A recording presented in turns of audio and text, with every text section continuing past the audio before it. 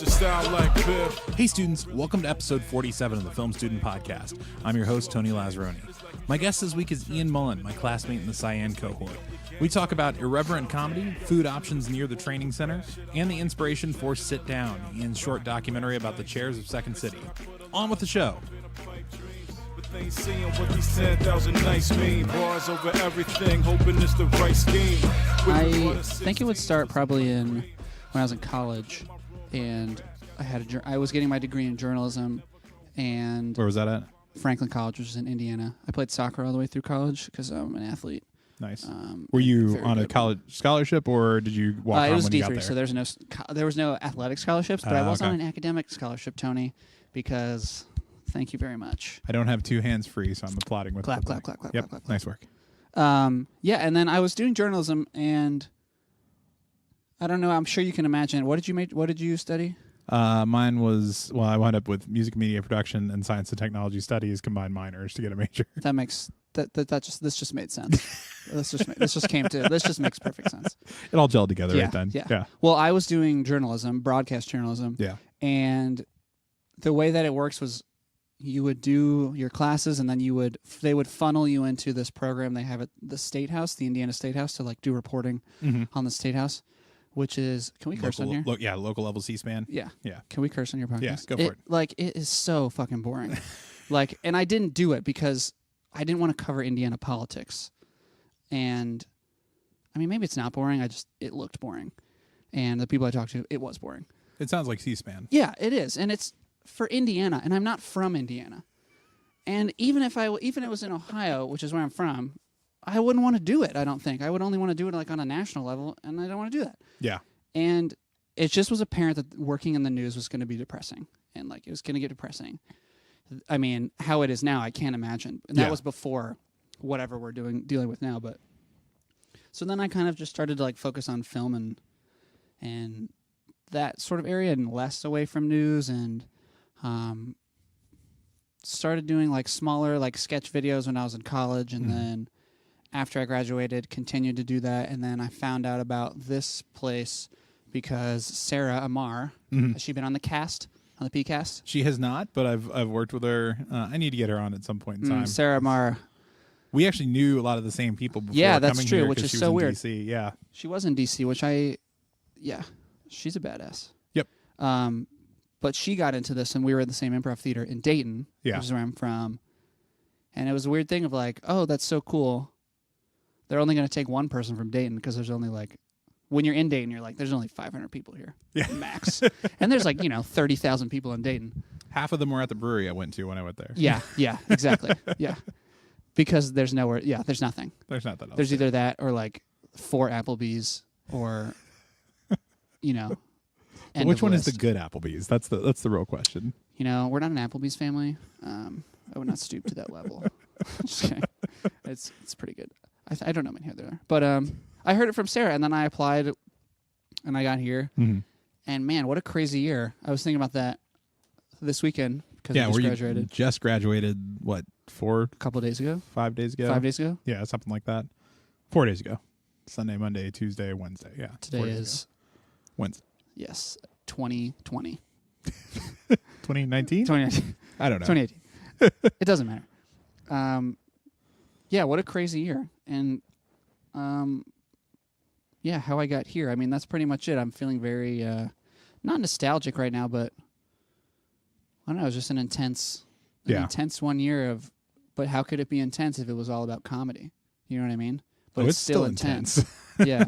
But it's just a funny thing to think about of, looking back throughout the year and being like staying up and stressing over certain things, and then you realize you're stressing over some sketch about something ridiculous. Yeah. Which is a fun way to look at it instead of when you're in college and you're stressing out about a French test. You forget French like 6 months after you're done. Right. Yeah. Well, the stuff here, it's because there's no grades. There's nothing pushing you to spend that much energy on it. Yeah. Other than your own personal level of competitiveness mixed with your own personal drive for creating the thing as best you possibly can. Right. And it almost seems like it can serve as a wake up call for everyone, because if there are no grades, how are all brought up through school, that's what you're fearful of. Yeah. That's why you do it. Whereas here it's like you're doing it because you want to do it. Right. And the only thing that's letting you not do it is yourself. So you have to like kind of tell yourself, being like, the only person I'm hurting is myself by not doing it. Yeah. That sounded so stupid. No, it makes sense. Like that's the justification. It's strictly self-driven for right, and I for think that's a everything. great thing. Yeah. It can like help you. I mean, it helped me just like get myself going a little bit. Mm-hmm. I think it scales the school for people too, because it lets somebody come in with zero background and get to 50% of where they need to be, and somebody that comes in with like 50% of the background get to 100% of where they need to be, and kind of fill in the blanks. Right. And then everyone's endpoint looks different. Yeah. But as long as if you put it, it's an improvement for yourself. Yeah. Like it's almost, with improv classes and stuff like that, you can take, a lot of schools will let you start over from level 1 and go back through it again. Yeah. Like it's almost one of those things where I could see benefits for people of doing this program twice down the road. Probably not something like they would have somebody turn around, but I could see there are some people that would be able to get more out of it the second time through, given the basis of what they learned the first time through. Yeah, it's interesting to look at it like that. That's a possibility. I wonder if they, But financially, that's insane. Yeah, I mean, that's another thing where, it is just 1 year, so that's what makes it crazy. So yeah, I always wonder, what would it be if it was a year and a half, or what would it be if it was 2 years? But I think a year is, it's kind of the trial. I'm a big fan of trial by fire. Yeah, where you're just thrown into something and then. When we didn't get Angie Gaffney, but apparently in her class, she would say like, our level of output for this year is nuts. Nobody goes this hard for this long in this industry. Crazy. It's crazy. She's big on, because she did the workshop for us back in term 1 or something like that was talking about. Yeah, and she showed us that time, Sunday Candy video, which blows my mind that she was a producer on that. Yeah. And then she's if you watch the behind the scenes videos, you see her in a couple of them. It's amazing. And she just dropped that very casually, and I just thought it was so funny. It's just like, let's watch a video that I made, that I produced. And yet, there are plenty of other people out there that may not be big Chance the Rapper fans that are just going to be like completely, like over their head. They're like, oh, cool. Yeah, it's such a cool, and to be in this city and hear that type of how that came about. It was a really cool thing. I was going to say something. I forget what it was. It'll come up later. So what are your actual like comedic influences coming in for this? Because you out of everybody here, I felt like had the clearest voice coming in for what your comedic sensibility was, whether you felt that or not. Like it felt to me like you knew where you were trying to go with it.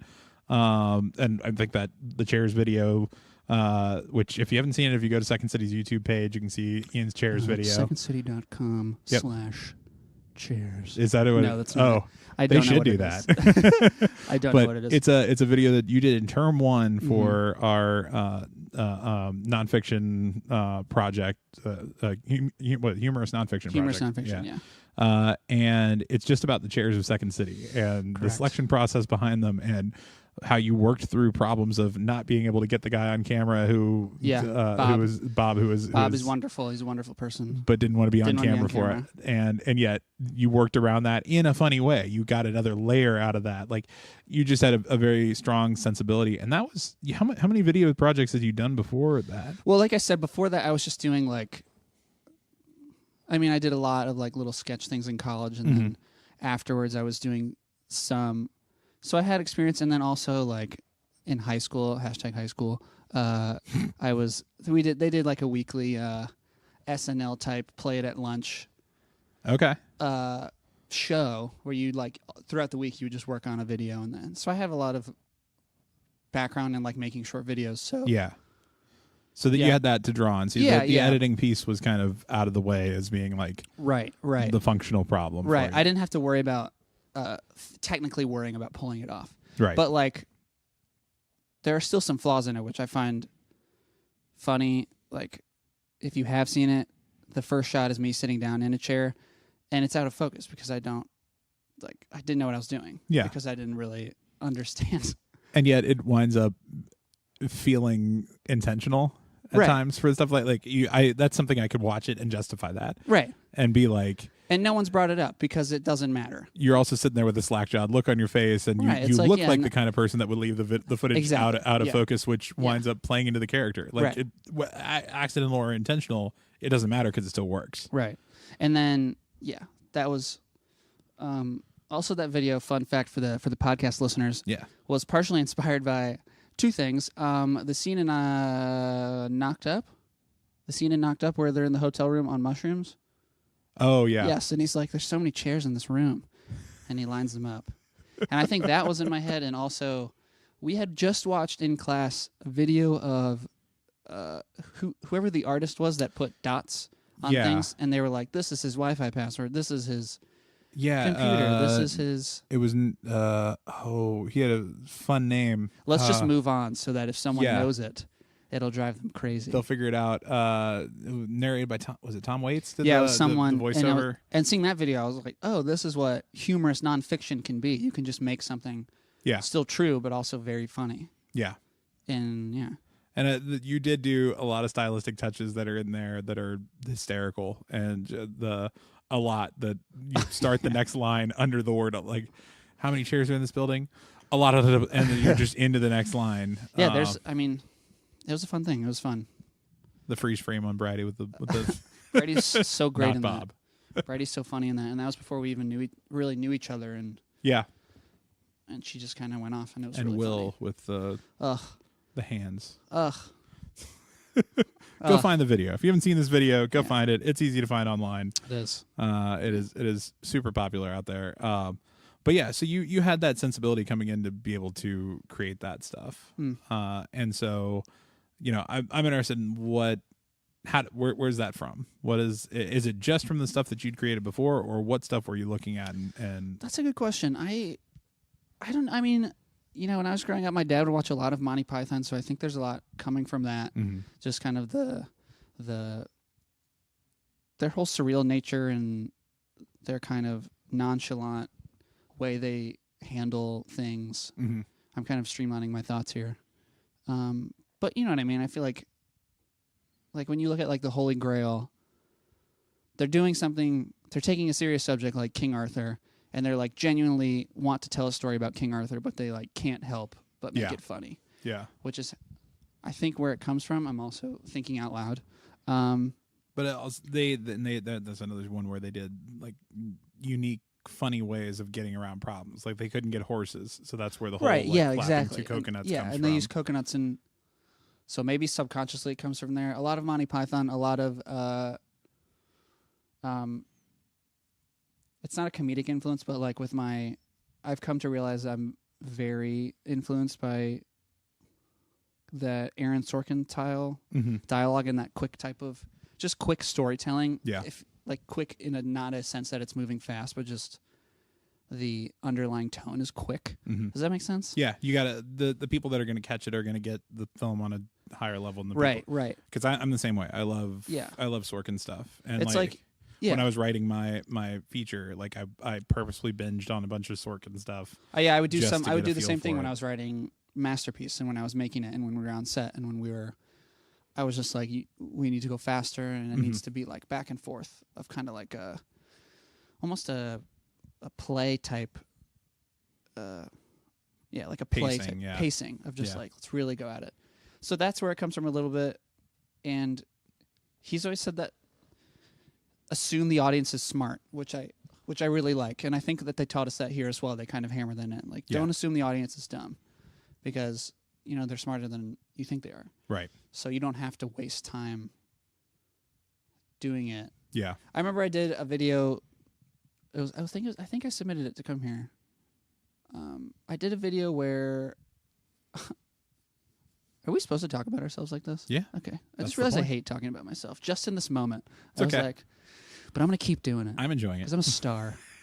I'm a star. I want everybody to know I'm a star. You're a big deal. You are absolutely a big deal. I was going to come in and just do my Michael Caine impression the whole time, but I didn't think I could do it for 40 minutes.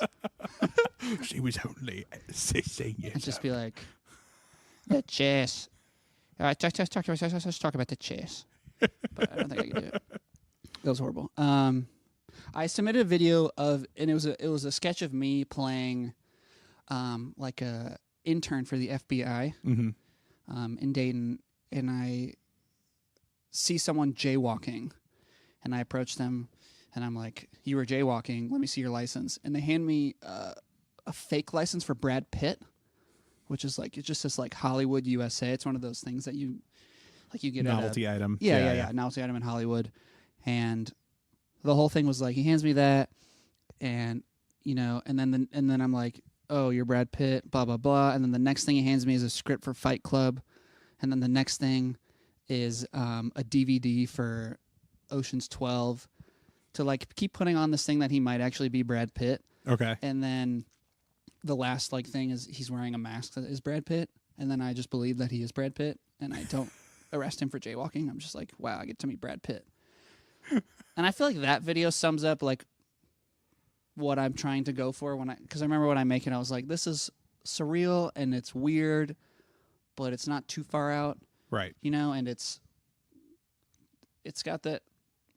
I like making things that when you watch it with people and people watch it, and like when you go to movies and you get that feeling of we're all in this together, we're like being let in on a secret that no one else gets besides us because we all love this thing. Yeah. And I like making things like that. I think that's such a cool feeling. Oh, you did that with the Rock video. That one was yeah, very much like inside joke of like, yeah, like both how terrible and wonderful Rock movies are. Right. And then, and sometimes it doesn't work. Like I was talking to my dad last week, and I was like, "Yeah, I made that video about The Rock," and he was like, "What?" I was like, "I literally showed it to you." And he was like, "Yeah, I must have not remembered." So like, it's whatever. Yeah, but I don't know. Yeah, Monty Python, a little bit of Sork. Mm-hmm. I could see Monty Python too in the Catch video.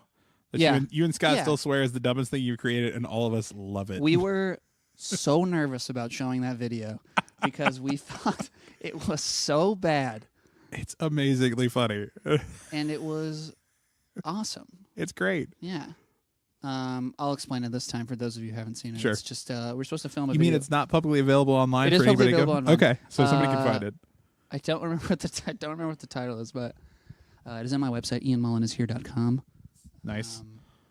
Plugs are later, but okay. Plugs are later. But it's just Scott and I we're supposed to film a video of us playing catch and make it, that's pretty much what it was. Mm-hmm. And then, we would show the videos in class, and like yours was a funny video of people playing catch, literally playing catch. Mm-hmm. Catch being defined as tossing something back and forth between two people. Yeah. And then most of the videos like that. And Scott and I's video was just me throwing a football at statues. And we made it in under an hour. And I remember him and I genuinely feeling like we're about to be really embarrassed by this because it's so bad and dumb. And we loved it. It was great. And I mean, bad and dumb to whatever degree it is part of what makes it work. Right. Like it's right. If you took it 100% seriously, it wouldn't have been as fun as just right. That's that irreverence. Like irreverence in general just makes things. Irreverence is a great it's a great word of how I like to make stuff. Yeah. Like very irreverent. Yeah. I'm a big fan of that. Yeah. People use irreverence this is a tangent. People use irreverence to describe the Lego movies a lot, and I think that's very funny. Yeah. And I think that's a perfect example of what it is. And I will say irreverence makes me more fond of the teller or the Lego earns more respect from me for being irreverent about itself. Right, because if you're not, it's just like a movie about Legos. Yeah. Anybody that can take the piss out of themselves, I will appreciate more than the one that takes things way too fucking seriously. Especially in a smart way, which is just a double thing. But just going back to the Catch video real quick. I think what made that funny was and I mean this in the best way. That was the first time I think Scott had really used his camera. Mm-hmm. So he was still trying to like figure out how to use it. Yeah. And there's like unintentional weird zooms and like out of focus, in focus things that happen. It feels very Office at times. And it's just adds to this like horrid video. And it's so funny. And like Scott, yeah. One of my favorite things in that video is I throw it and hit a statue. and I run and pick up the ball, and you hear Scott, like, I make a thumbs up to the camera, and then you hear Scott just go, yeah. Scott random exclamations, because in Rebound Richard in his final doing the Oh, he was so funny. Oh yeah. oh my god. He's so funny. Yeah. He's so funny. But yeah. Past guest on the show, Scott Fenton. If Last anybody wants guest? No, past guest. Past guest. He's Past on guest, the- yeah. Yeah, you're one of my last Cyan people to get. Are you gonna keep going? I don't know. I'm getting everybody in our cohort. I have Cindy is the only one left now to get, and then I'm gonna probably get. I just recorded with Tile. That's going up next week. For those of you that are listening, you'll get to hear. When is this going up? This will go up Christmas Eve. Whoa! This is your Christmas gift. Unwrap that Christmas present of us of talking. Us talking. Isn't that what everybody wants to listen to on Christmas? The plus side is this is still better than any political conversation at home. True. Do you? Yeah, because like when I listen to podcasts, if it's not about nothing, Yeah. then I don't want to listen to it. Yeah. Unless it's that makes sense. Meandering makes more fun. Or makes it more fun. Yeah. Yeah. Unless Because that's where you get to the core of who someone Let's is. not talk about podcasting while on a podcast. Oh, but I want to talk about podcasting in podcasts while I'm on a podcast. Can we go like one layer deeper with it? Mm-hmm. Yeah. Talk about our favorite podcasts about podcasting. There's got to be at least 10. There's one good one when I was about- trying to figure out this show. There has to be at least 10 podcasts about podcasting out Oh, in the sure. world. I'm At least sure. 10. Yeah.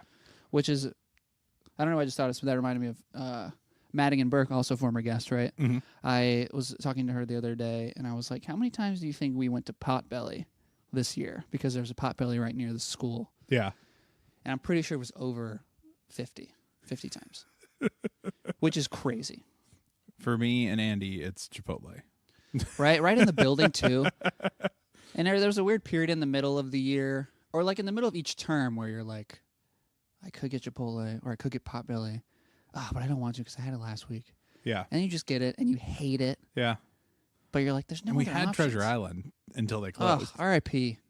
That one was R.I.P. sad. There's actually weirdly not a lot of, I'm sure there is, but there's not a lot of places to get something quickly around here. Yeah.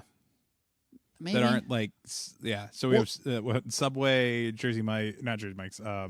If there's a Jersey Mike's around here, I know, wow, my that would short be points amazing. would have been through the roof. Yeah, no, it's not Jersey Mike's. It's Jimmy John's. Jimmy John's. Chipotle, Potbelly. McDonald's. Yeah. Aloha. Aloha. Yeah, the Poke Bowl. Yeah, you said McDonald's. Yeah, Yeah. Treasure Island, man. That's like a loss to the city of Chicago. Yeah. Are Treasure Islands? That was the first time I'd ever seen a Treasure Island. Yeah, it's a chain around here, and there Just were here? some that were relatively new too. Because I remember back in term 1 when I started thinking about doing what eventually became the editor, and I was going to try and do that the whole very much match the Looney Tunes thing. Yes, and I with was going to with shoot in a Treasure grocery Island. store. I was like, oh, I need a big chain grocery store, and that seemed like one that was attainable because they were still regional. Luckily, I didn't try and go down that path because they would have been closed by the time I That's shot so true. shot my term 3. That's so true. But yeah, and so, but I found their corporate offices are here. There's, I think, like So maybe it was there were just here. 10, I don't 10 know. or 15. Yeah, I Where think are it you was from? You're just from here. DC, right? Yeah, What's the chain? the chain around there. It's become Harris Teeter, but they moved in while I lived there. That's from That was North a foreign Carolina. language. What you just said. Harris Teeter's great. They're from North Carolina, in the land of Harris Teeter and Piggly Wiggly.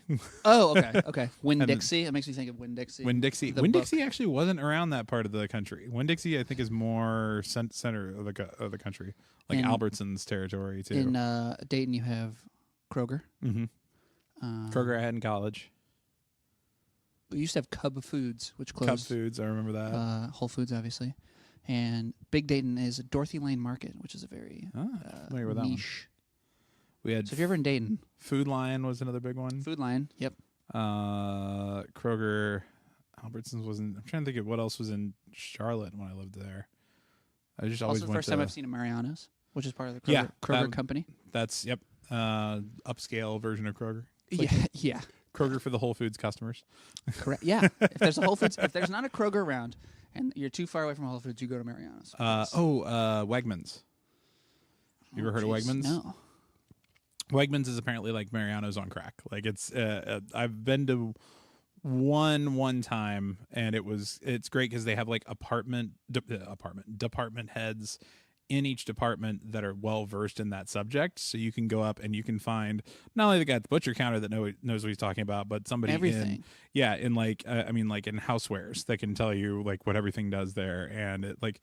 Yeah, it's kind of insane. And some of them are even set up like markets where there's not like rows like a standard grocery store, but they're almost like cool. kind of wander through market style with like the bushels of fruits and veggies and stuff like that. My a girl I dated was super into Wegmans, like it was her favorite thing in the world.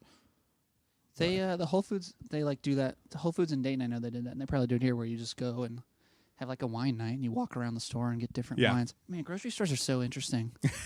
I love when our film podcast heard about grocery stores. Yeah, but like you can look at people, you can be standing next to someone and look in their basket and know a lot about that person in 5 seconds. Oh yeah, which is crazy because now I'm just thinking about what people say when I have my basket. Because usually Megan, my girlfriend, and I are just like scrambling to buy things, so it'll be like, dishwasher detergent and like Chester's hot snacks, and that's this it. is despite living directly across the street from a Jewel Osco. Yeah, but we moved. We did move. Oh, that's right. We moved down North Broadway, so we're closer to the Marianos. So now we're Marianos people. Oh, okay. Also, you can get judged in a grocery store very weirdly, which is like. There are times to go to the grocery store too to see interesting people. Apparently, like a friend of mine was. This is creepy end of it, but he always thought that like going on a Saturday during the day was the best way to potentially bump into somebody you could date at the grocery store. Well, I remember Cartla, who taught our production workshop, said she goes shopping I feel like sometime during the morning or during the day because no one would be there. I was like, that's a great idea. Yeah, I go late night. Like I'm the guy that will go at like 11:30 to Jewel when there's no lines or anything like that, and I can. As long as you don't go hungry, that's the big key. Yeah. Anyway, eat something. Your mom wants you to eat something. Right. She would appreciate that. Correct. So what are you trying to do? Going back on topic, what are you trying to do with this? Where do you want to go? Now that you are a graduate of the Harold Ramis Film School, what's your aim? What's the game plan? Take a break. I'm gonna try and force myself to take a break for like January. I don't think it'll happen. I think I'll get pretty restless.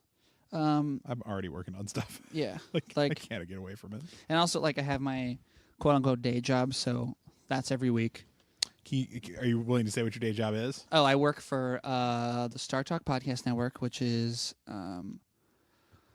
Star Talk Radio, Neil deGrasse Tyson, Star Talk All Stars, and Playing with Science, which is a sports science podcast. And I do like social media and copywriting for all three of those. So if you read one of the descriptions on one of those podcasts, it's more than likely. It is me. It is you. You're writing all of them? Okay. Yes. That's awesome. It is me. And then if you go on Playing with Science, Instagram, Twitter, Facebook, it is me. It's all me, mostly. And so it's fun. But like, that's every week, so I won't get too much of a break. But it's good practice though too, because you're just constantly creating content. Oh yeah, and there are limitations. You have to put it in a formula, and it has to be fresh and new, but it also has to keep with the same branding and type of stuff. Yeah. But yeah, so I'll be doing that. But I don't know. I'm excited to be in this city and not be in a year intensive program, and just kind of, maybe take classes at the Annoyance or IO or here, and then I think my next project will probably try and do a pilot for a podcast, like a fictional podcast, one of those. Serials, like, for lack of a better term, like a serial podcast, like, world building. Yeah. Where you're using all of your ears is what I like to say. Hello from the Magic Tavern, that sort of thing. Or like Mr. Bottom's Botanarium or something. Okay. The one with Jermaine Clement. Yeah. So I think that'd be fun. And it's just kind of a change of pace, but also still in the same world. Right. And then my film masterpiece that I made, I'm going to submit that to a bunch of places because I think it has some potential. Oh, yeah. No, that one turned out great, and you've got amazing performances in there. Yeah, and I mean the performances were much better than, and I mean this in a great way. They were much better than what we were expecting. Yeah, and it was awesome. So I'm excited to submit that and see. We were talking with Jack, and he was like, submit to places you want to go, which I thought was interesting, because like there are ones you want to submit to just because you want to submit there, but also, I wasn't going to submit to Portland, but then I was like, I've never been to Portland. Yeah, and the best case scenario is we get to go. Worst case scenario is I still don't go to Portland, and I just go later. If you get to go, let me know. I have friends up there that go to those festivals. Oh, nice. The guy who I was consulting for for help with my Indiegogo, who's working on the ska documentary and the last Blockbuster documentary. Oh, nice. He crowdfunded both of those successfully through Kickstarter. So I called him up one day and I was like, "Hey, can you just tell me about your experience?"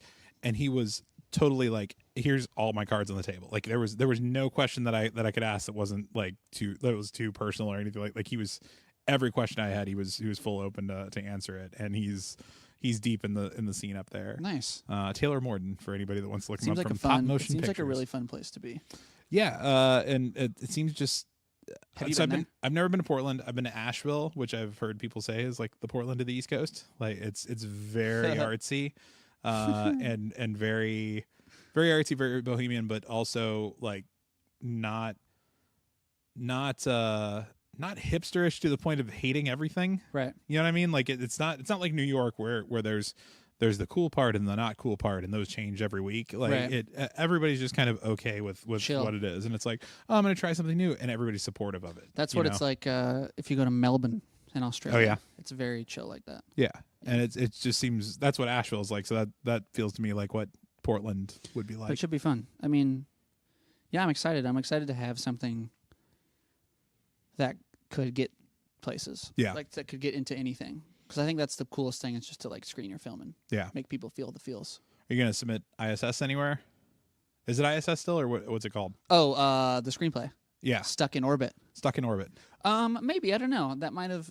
I don't know what that is. I'm gonna like give it a little bit and then reread it and see how I feel about it. Because maybe it was just something to get out of my head, or maybe it is something. Maybe it's something not. I don't know. Right. So I'm gonna figure it out. But yeah. I also like being here a lot. I think this is a cool place. Yeah. I feel no pressure to, which going back to what I was saying where everyone has their own endpoint and it doesn't matter because it's yours and you shouldn't hold yourself to other people. It's like weird you can feel some people, it's like a pressure to move or not move. And I don't know if you have that, but I don't have that at all. I feel so at home here and so like I just want to like explore more. It also goes back to what I was saying of like not being in an intensive program, right, and just being in a city because I wanted to move here anyway before I got into this, right. So maybe I'm a little biased of just wanting to be here, but well, and I feel a pressure only from the standpoint of if I want to direct stuff, right. It sounds like you really have to be if you want to direct or if you want to be in a writer's room, you have to be LA. Yeah, like that's just that's the run of it, but. On the flip side, I'm one of those guys that looks at that and gets pissed off and says, no, I'm going to do something different. And right. I would rather try and create something here and create my own writer's room here and direct my own stuff here and get that on the scene somehow as opposed to just conforming to the way that's always been done. Yeah. And, maybe that's stupid. That. Maybe I'll regret that in, a year or two when I've spun my wheels for a while. But so far, I haven't hit any major roadblocks that are like, no, you can't do that. No, like, I mean, I like guys like Dave Pasquazi and Michael Shannon, who both live right here in this area and still both work excessively. Like they're both able to do whatever they want to, but they live here in Chicago, and they've made concessions as far as their career goes to be able to continue to stay here, and they have to travel more to go do stuff elsewhere. But I don't feel like it's an untenable situation for him. And you're, it just, I don't have anything to add. I agree. I think, +1. It's just a cool place to be in. If you just think about all the thing, like if you think you can run, like if you're like, oh, I want to move because I have exhausted all my options. Yeah. I guarantee you've not looked everywhere or thought hard enough about it. Because of me, if I was like, There's not a lot to do. I can think of like a million things that I would want to do before I leave. Yeah. I think it still is an eventuality, but maybe it's not. You know, I thought it was hardcore when I first came here. Yeah. And then after talking with, Kat telling us about her come up and how she does things, Terrence, how he does things, everyone that we've come into contact who is quote unquote in the business, who are here, kind of have deflated the but like you said, they've said it's not a requirement to have to be out there unless you're trying. It seems like it's unless you're trying to go for certain positions, right? And they've shaped it for a different way for me, where it's don't just go out to LA or New York and just go out there to go out there. Right. You feel as if you're ready. Right. And then go. Which is weird, which is like a paradox because you're never ready. Right. But I feel like you would hit a certain point of it's time for me to do something. There's that push out of the nest. There's however big life decisions work.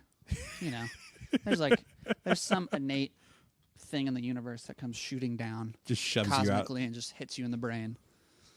That's like, is this an astrology podcast? No, that's I don't know that you can admit to that and also be working on Star Talk. No. I do not. Star Talk needs an astrology podcast. No, they do not. No, they do not. They do not succumb to astrology.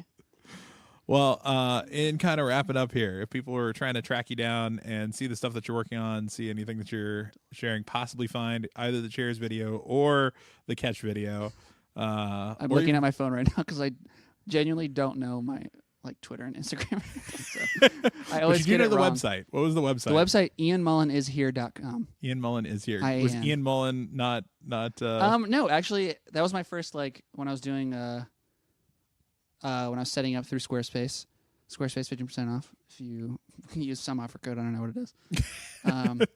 Listen to any podcast. That was my first thought. This one. And then that was my first thought, is to have the website be called that. And then after a while, I was like, you know what? I like that website name. I'm glad I did that.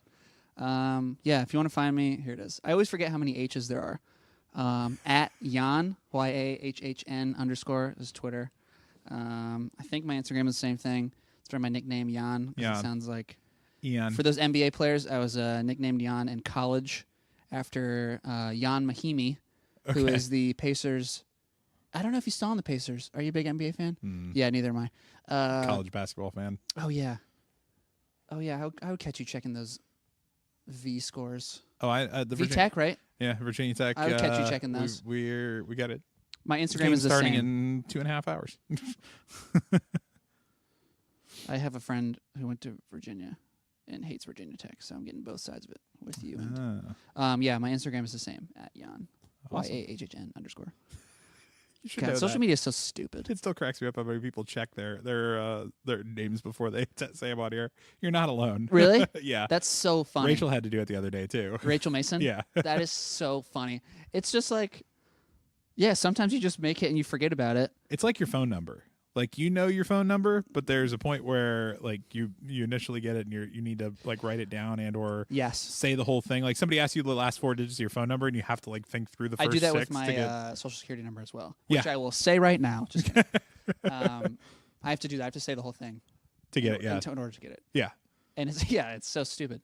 I still have to do that with the alphabet. I still will be like, okay. How often do you need to reference that though? The alphabet? That's a really good question because I find myself, I feel like doing it more often than I should in life, or just why do I need to do that so often? That's so weird. Ugh. Well, wrapping up, Jan on YAHHN _ on Instagram and Twitter. If people want to track you down and check out your videos and see all the stuff that I'm certain you're going to be creating down the road here. Thank you for coming on, man. I appreciate it. Thank you. Keep it crispy. Everything, hoping it's the right scheme. Whipping butter 16s to some. And that was Ian Mullen. Thank you to Ian and to the Harold Ramis Film School and the Second City staff for their help. The song on this week's episode was Zoltan by Piff Tannen. Find more of Piff's music on SoundCloud at soundcloud.com/Piff-Tannen. The show is recorded and edited by me, Tony Lazzeroni. If you want to hear more from me and my classmates, teachers, and a few special guests, make sure to subscribe to the podcast. If you have any questions or comments, send us an email at filmstudentpod@gmail.com or find us on Twitter and Instagram at filmstudentpod. And be sure to check out some of my and my classmates' work at filmstudentpod.com, where you can also find links to all of our past episodes.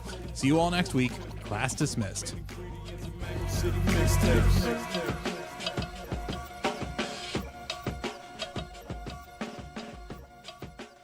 Ready? Y'all rolling?